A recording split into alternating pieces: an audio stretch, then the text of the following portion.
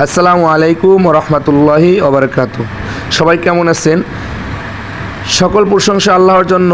সবার আগে আমি আল্লাহ তাআলার নিকট শুকরিয়া আদায় করি, আলহামদুলিল্লাহ। আজকে ঢাকা জেলার 1 নম্বর আসন নবাবগঞ্জ থানা বান্দুরা থেকে বারুয়াখালী ইউনিয়নে, এখানে সবার পরিচিত মুখ এবং সবার প্রিয়জন, যার জন্য অধীর আগ্রহ করে এই শীতের দিনে একদিন আগে থেকে রাত্রি যাপন করতেছে লোকজন, সে আর কেউ নাই, ডক্টর মিজানুর রহমান আজহারি হুজুর।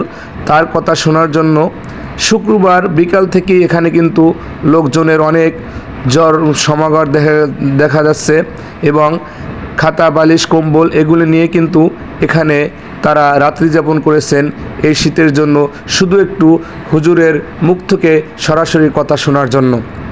আমি যদি আপনাদেরকে একটু সামনের দিকে আগায় নিয়ে যাই, এই মাঠ ছাড়াও মাঠের বাইরে বিভিন্ন জায়গায় প্রজেক্টর আছে, প্রজেক্টরের মাধ্যমে যাতে হুজুরকে দেখা যায় এই জন্য প্রজেক্টর লাগানো হয়েছে।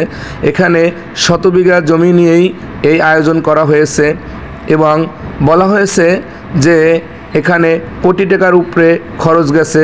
যাদের জমি দিয়েছে, কেউ জমি এমনি দিয়েছে, কেউ যে টাকার বিনিময়ে দিয়েছে। তবে যাই হোক, এখানে মহিলাদের বসার জন্য আলাদা আসন আছে এবং পুরুষদের জন্য আলাদা আসন আছে। এই আসন ছাড়াও বাইরে প্রজেক্টরের ব্যবস্থা আছে যাতে হুজুরকে দেখা যায়। এরপর আমি ভিডিও নিয়ে আসছি ডক্টর মিজানুর রহমান আজহারি হুজুরের জন্য যে রাস্তাটা তৈরি করা হয়েছে, সে রাস্তা